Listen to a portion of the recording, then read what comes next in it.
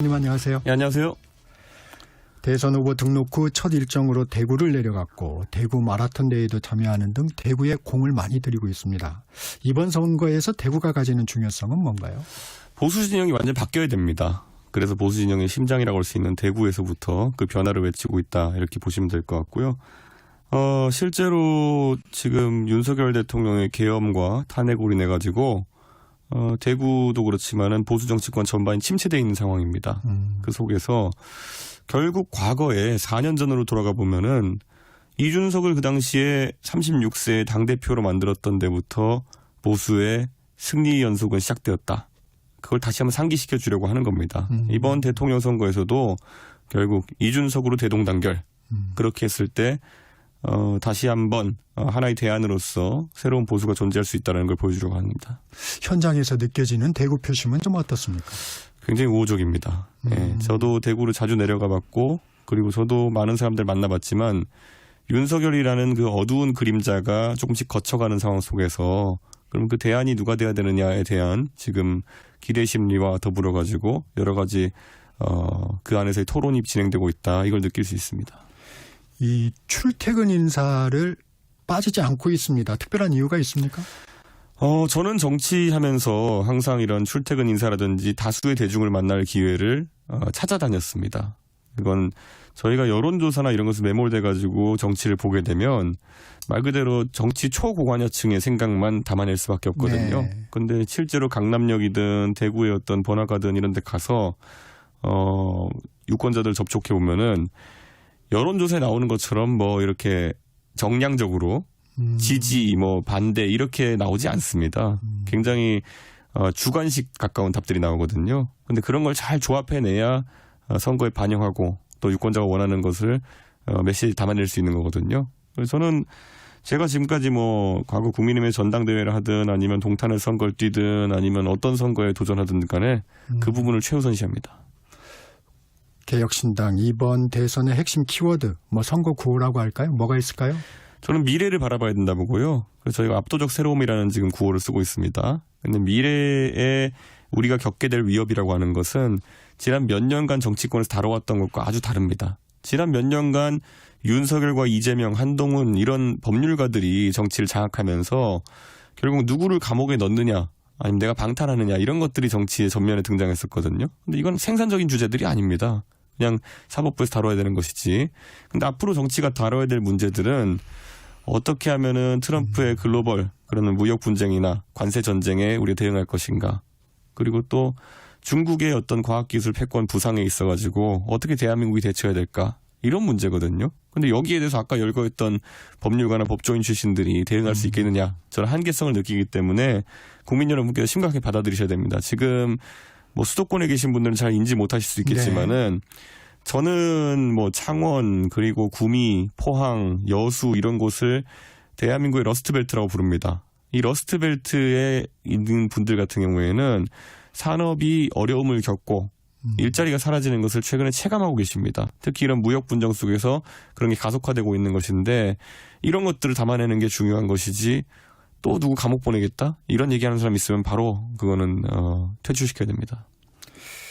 천하람 개혁신당 선대위원장이죠. 1차 목표로 이재명 후보 지지율 40% 넘기는 거 맞고 이준석 후보 15% 넘기는 거라고 했는데 이 목표는 좀 어떻게 지금 진행되고 있습니까? 일부 조사에서 뭐 제가 두 자릿수를 달성한 조사들도 나오고 있고 이재명 후보와 지금 국민의힘 경선이라는 것은 어느 정도 지금 과표직 구간에 들어갔다 이렇게 보시면 됩니다. 원래 양당의 경선이 치러지는 구간 속에서는 그 3당 후보들의 눌림목이 좀 생기는 거거든요. 과거 2017년에 안철수 후보의 캠페인에서도 그런 현상이 드러났습니다. 실제 양당 경선이 진행되는 동안에 눌려 있다가 그것이 끝나면서 이제 지지율이 쭉쭉쭉 올라가면서 나중에는 1등하는 조사도 있었던 걸로 기억하거든요. 그래서 저는 이 사이클 자체는 저희가 인지하고 있고 대비하고 있다 이렇게 말씀드립니다. 그래서 아마 다음 주, 다다음 주쯤 되면 양당의 경선이 끝나는 시점이 올 텐데요. 그때부터 아마 제대로 된 3파전이 이제 벌어지지 않을까 생각합니다. 허은하 전 개혁신당 대표가 오늘 탈당 기자회견을 할 예정입니다. 무소속 출마도 검토하고 있다는데 이준석 후보의 대선 전략의 변수가 좀 될까요? 그분이 만약에 대선 출마를 실제 선언하신다면은 이제 많은 분들은 지금까지 그런 개혁신당 내에서 있었던 그런 갈등 양상이 무엇 때문에 그랬던 것인지 알게 되실 거라 생각합니다. 결국 뭐 본인의 꿈이 있었고 그 꿈을 실현하기 위해서 여러 가지 좀 돌출 행동을 했던 것이 아니냐 이렇게 판단하게 될 것이기 때문에 뭐 굉장히 개혁신당 입장에서는 뭐 호재까지는 아니더라도 지금까지의 상황을 국민들이 잘 알게 되는 그런 기준점이 될 것이라고 생각합니다. 더불어민주당에서는 내란 종식을, 국민의힘에서는 반 이재명을 주요 키워드로 말하고 있는데 먼저 내란은 종식됐나요? 이 후보 생각은 어떻습니까? 저는 윤석열 대통령은 탄핵됐고요. 지금 윤석열 대통령의 영향력은 나날이 갈수록 축소되고 있습니다. 당장 어제 나왔던 국민의힘의 경선 결과도 나경원 의원을 사실상 윤석열 대통령이 응원했던 것처럼 보였거든요. 그런데도 불구하고 4강에 들지 못했다고 하는 것은 영향력이 거의 없어졌다라고 볼 수 있는 거기 때문에 내란은 종식되어 간다 이렇게 보이고요. 이들에 대한 재판 과정에서 이들이 아무 말 대잔치를 할 수는 있겠죠. 근데 그게 뭐 큰 변수가 될 것 같지는 않다. 큰 영향을 끼칠 건 아니다. 이미 저희 국민들이 봤을 때는 뭐 국민 다다수가 이해하기 어려운 자신들만의 언어 세계를 구축하고 있거든요. 뭐 이 칼이라는 것이 어떻게 쓰느냐에 따라서 다르다 뭐 이런 얘기하는데 아니 사실 그 계엄이라는 걸 어떻게 쓰느냐에 다르다는 얘기를 하기 위해서 했던 것 같은데요. 계엄을 해가지고 국가 헌법기관들을 장악하려고 보냈으면은 그건 바로 내란인 겁니다. 칼을 들어가지고 사람을 찌르면 그게 살인 시도한 거고요. 그러니까 이게 대통령이 어떤 논리를 이렇게 말씀하시는지 뭐 모르겠지만 이분이 검사였으니 망정이지 누구 방어하는 변호사였으면은 바로 잘릴 뻔했습니다. 이런 식으로 변호했으면은. 국민의힘의 반 이재명 키워드는 적절합니까? 뭐 그걸 좀 괜찮은 방법으로 하면 모르겠는데요. 지금 상황에서는 그냥 포비아, 공포심만 증폭시켜서 하겠다는 것 같은데 이건 그들이 사로잡힌 포비아지 결국엔 대한민국 국민 100%가 사로잡힌 포비아는 아니거든요. 이건 전략이 좀 너무 유치하다 이런 생각합니다. 네, 반 이재명 빅텐트에 대해 부정적인 입장을 밝히고 있습니다. 왜 연합군 형성이 어렵다고 보시나요? 저는 선거에서 양자 구도로 갔을 때는 필패일 것이라 봅니다. 이재명 대표를 막겠다고 무슨 양자 구도로 빅텐트 쳐서 하겠다? 이게 필패일 수밖에 없고 저는 오히려 3자 구도에서의 가능성이 있다 이렇게 봅니다. 왜냐하면 민주당 지지층으로 잡히는 분들 중에 또는 지금 이재명 대표 지지층으로 잡히는 분들 중에 민주당이 좋아서 이재명이 좋아서 찍는 분도 있겠지만은 그저 그냥 국민의힘이 하는 행태가 도저히 찍어줄 수 없기 때문에 안 찍는 분이 상당히 많습니다. 그런데 국민의힘이 보수의 다가 아니거든요. 그렇기 때문에 개혁신당이 주도하는 그런 분위기에서는 또 찍을 수 있다라는 분이 상당수 있을 거로 예측합니다. 이게 뭐냐면요. 자, 경기 남부 지역의 지난 총선 한번 보시면 됩니다. 분당같이 국민의힘이 초강세 지역인 그거 빼놓고는요. 나머지 지역은 민주당이 다 석권했습니다. 동탄 2신도시만 빼놓고요. 근데 그거는요. 자, 저는 3파전을 붙었습니다. 저는 국민의힘 민주당 후보 두고 3파전을 붙어 승리한 것이고요. 나머지 그러면 한 30개 지역에 달하는 나머지 지역에서는 국민의힘 후보가 민주당 후보와 사실상 1대1을 한 겁니다. 다 깨졌잖아요. 네. 그건 왜냐? 분명히 그 당시 총선에서도 그렇지만 민주당을 찍는 분들의 상당수가 1대1 구도에서는 도저히 국민의힘을 찍을 수가 없기 때문에 민주당을 찍은 분들이 있습니다. 심판선거에 강하기 때문이죠. 그런데 저는 지금 만약에 동탄처럼 3자 구도가 갈리게 된다고 한다면은 민주당의 연성 지지층, 강성이 아닌 연성 지지층 같은 경우에는 충분히 다른 선택을 할 수 있다 이렇게 봅니다. 이 실례로 증명된 작년 4월에 실례로 증명된 시나리오를 버리고 양자 구도로 가면요. 분당 빼고 다 졌던 것과 비슷한 효과를 내게 될 것이다. 그런 생각입니다. 권영세 국민의힘 비대위원장, 당의 문을 다시 활짝 열겠다. 잠시 당을 떠났던 분, 다른 정당에 몸담았던 분 연연 않겠다. 이렇게 얘기를 했는데 이준석 후보가 떠올라요. 상황 인식부터가 좀 다른 것 같은 게요. 제가 계속 요즘 들어서 강하게 얘기하는 것이 솔직히 말하면 당대표 하던 사람에게 성상납 의혹이라는 나중에 무혐의로 밝혀진 것을 뒤집어 씌워가지고 윤리위로 굴욕적으로 내쫓고 그다음에 그 와중에 보수 유튜버라는 사람들은 제 자택에 앞에 와가지고 제 자택 바로 앞이 초등학교였거든요. 초등학생들 등교할 때 성상납 이렇게 외치고 이러면서 한 몇 주간 사람 망신주기 하고 그래서 결국에 저는 제 지역구까지 떠나게 만들고 당도 떠나게 만들었던 사람들이 이걸 가볍게 무슨 뭐 정치 갈등이 있어가지고 제가 당을 떠났다 이렇게 표현하는 것 자체가 2차 가해 아니면은 그 이상의 모욕 주기가 다시 시작되고 있는 거거든요. 저는 이거 자체가 무슨 의도인지조차 모르겠습니다. 어제는 이양수 사무총장이 다른 지상파 라디오에 나와가지고 네. 제가 무슨 권력 다툼하다가 이렇게 나갔다는 식으로 얘기하더라고요. 굉장히 부적절하고 어제 그 인터뷰를 기점으로 개혁신당의 많은 구성원들은 안 그래도 지금 단일화나 빅텐트 이런 것에 대해 가지고는 나올 때마다 저희는 절대 그럴 의사에 없다고 얘기하고 있는데 그냥 이제 내부에서 그냥 욕을 하고 있습니다. 그냥. 네. 그렇기 때문에 도대체 이렇게까지 선거 앞두고 그렇게 자신들이 모욕 주기 하고 했던 이준석에게 다시 한번 또 모욕 주기 또 2차 가해를 시도하는 이유가 뭔지 정확히 모르겠습니다. 이준석 후보 그 후보 등록 후 그런 얘기 했었죠. 그 부분에 대해서 반성이나 사과 이런 부분이 없는 상황에서 단일화 논의는 무의미다 하다고 했는데 국민의힘에서 사과를 한다면 좀 다를 수 있습니까? 제가 아까 제가 겪은 일의 상태를 말했잖아요. 그 정도 상황이면 제가 사과를 한들 유감 표명을 한들 제가 여기서 아무 일 없던 일처럼 갈 수 있겠습니까? 그거는 당연히 그거는 책임 있는 조치가 필요한 것이고 책임 있는 조치를 할 염치가 있겠습니까? 지금 윤석열은 내란을 일으켰는데 계엄을 일으켰는데 거기는 싸고 감싸고 있으면서 어떻게 실시간으로 이준석에게는 라디오 방송을 통해 가지고 저 사람은 권력 다툼을 하다가 나간 사람이다라는 식으로 이야기할 수가 있겠습니까? 권력 다툼을 할 필요가 있었겠습니까? 당대표가? 그냥 당대표가 있던 사람을 생짜로 뜯어내 가지고 모욕 주기하고 범죄자 만들려고 했던 거 아닙니까? 저는 이거는 상황 인식부터가 다르기 때문에 뭐 저는 굉장한 거리감 정도가 아니라 모욕감을 느낍니다. 완주하겠다. 이 의지는 분명한 건가요? 완주가 아니라 당선되겠습니다. 네. 네. 양당의 경선 상황도 짚어보겠습니다. 어제 1차 컷오프로 국민의힘 4강이 확정됐는데 결과 어떻게 보셨습니까?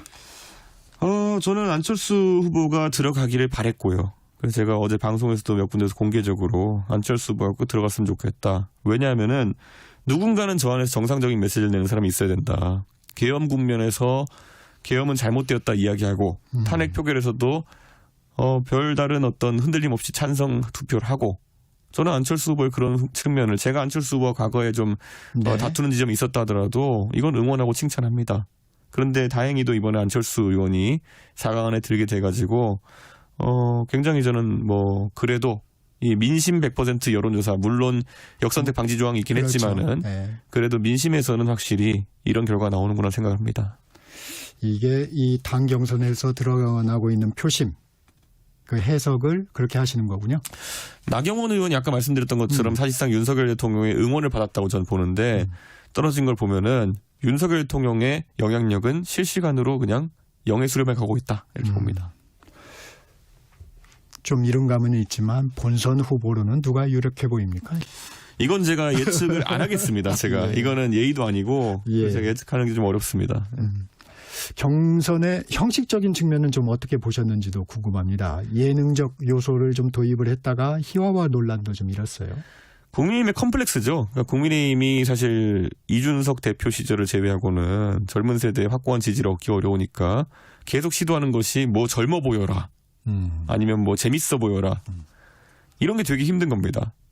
이게 사실 개그맨 이런 분들한테 가서요. 한번 웃겨봐. 이런 게 굉장히 어려운 거거든요. 평소에 그걸 업으로 하시는 분들이라도 갑자기 가만히 웃겨봐. 이런 거는 되게 당황스러운 건데 지금 국민의힘이 경선에다 그런 요소를 도입하려고 하는 게 얼마나 어려운 것인가. 왜냐? 내란, 계엄 이런 단어에 지금 상처받은 국민들 앞에서 우리가 재밌는 걸 테니 같이 웃어주세요. 이거는 굉장히 이상한 조치거든요. 좀 안타깝습니다. 이 한덕수 권한대행 출마설 또 탄핵 공방이 이어지면서 국민의힘 경선 흥행이 잘 되지 않는다는 분석도 있습니다. 동의하십니까? 원래 사실 흥행하기 어려웠던 측면이 있고요. 그런데 한덕수 대행 때문에 좀 김이 빠지는 측면은 있다 이렇게 봅니다. 어제 추대위원회도 만들어졌어요. 외곽 조직인데 일단 명망 있는 인사들은 눈에 띄지 않았습니다. 어떻게 보세요? 저는 솔직히 정치하면서 자천, 타천 이런 거 있어가지고 정치하는 사람이라면은 웬만하면 자천을 통해 가지고 정치에 좀 뛰어들어야 된다. 스스로. 비전을 밝히고 나 네. 이런 거 하기 위해 정치합니다. 이런 게 박력 있는 모습이지. 지금 겸손한 사람의 이미지로 간다 이런 건 불가능하거든요. 저는 이거는 좀 기획하신 분들부터 너무 수동적이지 않냐 그런 생각입니다. 그 한덕수 대행 차출론에 친윤계 의원들이 좀 나서면서 이게 윤심 아니냐 하는 얘기도 많습니다. 어떻습니까? 대한민국에서 한 3년 동안 있었던 일 중에 윤심에 의해서 진행된 일 중에 정상적인 일이 없었습니다. 네. 윤석열 대통령이 하는 판단마다 국민들을 좀 위험에 빠뜨렸고요. 의대 증원, 대왕고래, 뭐 그거 외에도 뭐 부산 엑스포 다 말이 앞서고 결국에는 결과가 안 났던 그런 것들이거든요. 저는 그걸 상기해 봤을 때 이번에 윤석열 대통령이 그 수준의 정치력으로 뭘 도모하든지 간에 의미는 없다는 생각합니다. 일부 보수층에서 기대하는 부분이기 때문에 한 번만 다시 한번 여쭙겠습니다. 국민의힘 후보 한덕수 대행 이준석 후보가 연대하는 시나리오 불가능한 건가요? 제가 그렇게 해가지고 무슨 목적과 무슨 대의 명분을 위해서 제가 정치를 하는 것인지 아무도 설명 못할 겁니다. 예.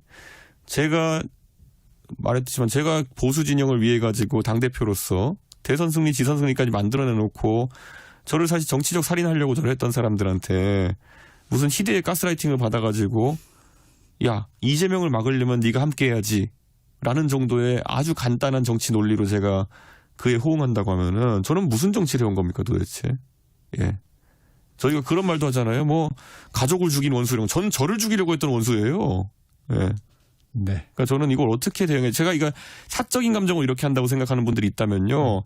본인 또는 본인의 자녀 아니면 손자 손녀에게 그런 일이 발생했을 때 그 손자 손녀에게 그러면 이 사람들 믿으라고 권장할지 본인의 손자 손녀 아니면 자식에게 성상납 의혹을 씌우고 학력 위조 의혹을 씌우고 뭐 해가지고 사람 이미지 완전 쓰레기 만들어 놓고 그 다음에 내쫓기까지 하고 지역구 가가지고 등교하는 초등학생들한테 소리 지르면서 이미지 깎으려고 이랬던 사람들한테 이런 말 하나 듣고 제가 가라고 그게 손자 손녀나 아니면 본인들 자식이라면 그런 조언하시겠습니까? 그들에 대한 감정에 믿으라고 하시겠습니까? 그래서 저는 이거는 다들 너무 정치를 목적에 따라 가지고 가볍게 생각하시는 게 아닌가. 믿을 수도 없습니다. 첫째로.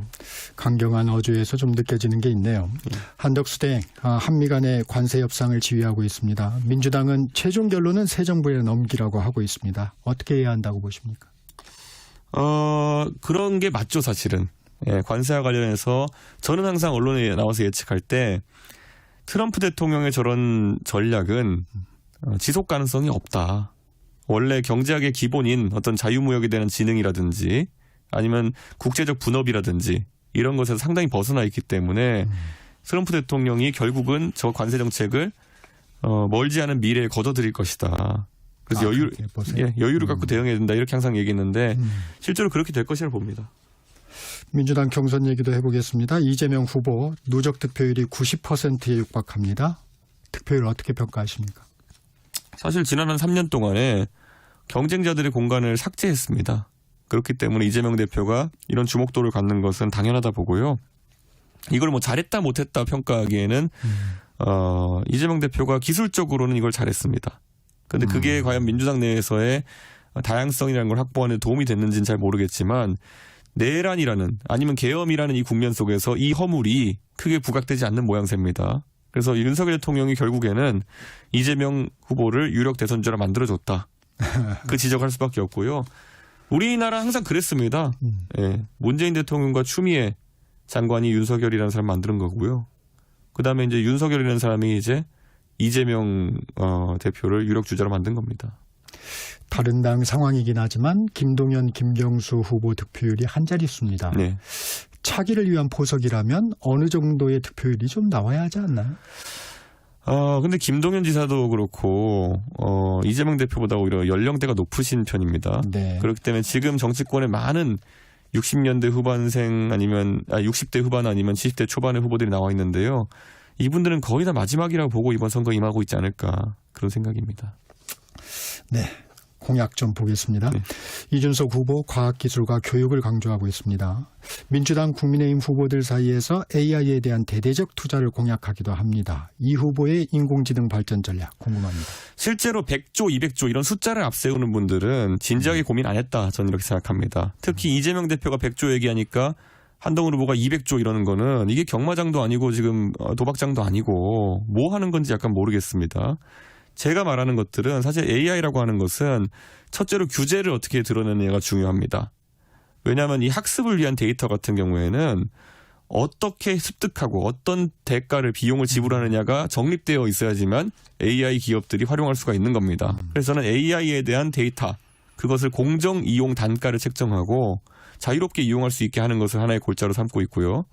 두 번째로는 저는 AI 관련해 가지고 결국에는 어느 시점에는 우리가 응용 기술을 많이 만들어야 될 거다 이런 생각합니다. 지금 나오는 챗GPT나 이런 모델이라고 하는 것들은 기반 기술에 해당하는 것이고 여기에 어떤 부가가치를 얻느냐가 굉장히 중요하거든요. 저는 이 부분에 있어서 산업이 적응하는 게 중요하다 보기 때문에 그 부분을 개발보다는 거기에 저희 응용할 수 있는 이런 겁니다. 우리가 항상 어떤 플랫폼이 국외에서 유행하게 되면은 그걸 통해 가지고 다른 부가가치를 창출할 거냐 아니면 우리도 가서 그 플랫폼을 만들 거냐를 고민하게 되는데요. 예전에 우리나라의 IT 산업을 보면요. 정부 사업 따먹기처럼 가가지고 미국의 윈도우즈나 아니면 이런 OS가 있으면 우리도 OS 만들자에다가 국비를 투자하고 이렇게 합니다. 아니면 미국의 어떤 메타버스 플랫폼 같은 것들이 유행하면 우리도 메타버스 플랫폼 만들겠다. 유튜브가 있으면 유튜브를 이용해서 돈을 버는 것이 아니라 유튜브 같은 걸 우리도 만들자. 이런 식으로 흘러가는 경우가 많아요. 근데 그것보다는 지금 AI에 있어가지고 얼마나 많은 응용 비즈니스 모델을 만들어내냐가 중요하다 보고 여기에 더 많은 벤처 투자나 이런 것들이 흘러갈 수 있도록 하는 것이 전 중요할 것이다. 이런 생각을 하게 됩니다. 이재명 후보가 주가지수 5천 시대를 열겠다며 주주이익을 강조하는 상법 개정안 재추진하겠다고 합니다. 이 후보는 어떤 입장입니까? 저희도 상법 개정안에 찬성을 하고요. 그런데 5천 이런 거는 예전에 보면 이명박 대통령이 747 뭐 이런 거 하고 했던 거 있잖아요. 네. 이런 건 요즘 시대에 맞지 않는 좀 공약이다. 하지만 5천의 목표치는 저희 개혁신당도 동일합니다.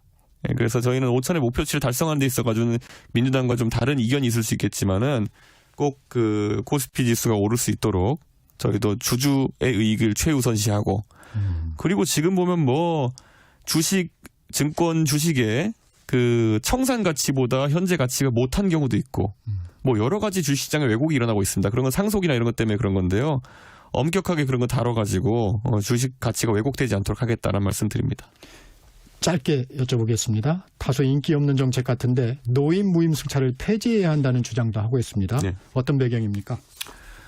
작년에도 제가 총선 앞두고 얘기했지만 노인 무임승차 같은 경우에는 전두환 대통령 시절에 노인 인구가 2%일 때 설계한 정책입니다. 2, 3%일 때. 네. 지금은 이제 20%에 달해갑니다. 그런데 이 상황 속에서 과연 무임승차를 유지할 수 있겠느냐에 대한 현실적인 질문이 들어가야 되고요. 이런 것을 게을리하면은 지금 1,400원에서 한 1,550원까지 이제 지하철 요금이 오를 계획인데 원가로 치면 2,000원 넘겨야 되는 상황이 올 겁니다. 네. 그랬을 때 과연 이 젊은 세대의 출퇴근이나 통근이나 이런 것들이 더더욱 위축되고 실제로 부담이 되는 상황이 올 것이고 물가도 오르게 되고 저는 이제는 어느 정도 합리적인 조정을 해야 되는 시기다. 이거 개혁신당은 1년 전부터 2년 전부터 얘기했던 것이고 다른 정당들은 항상 포퓰리즘 때문에 얘기 안 합니다. 네, 지금까지 이준석 개혁신당 대선 후보였습니다. 고맙습니다. 예, 감사합니다.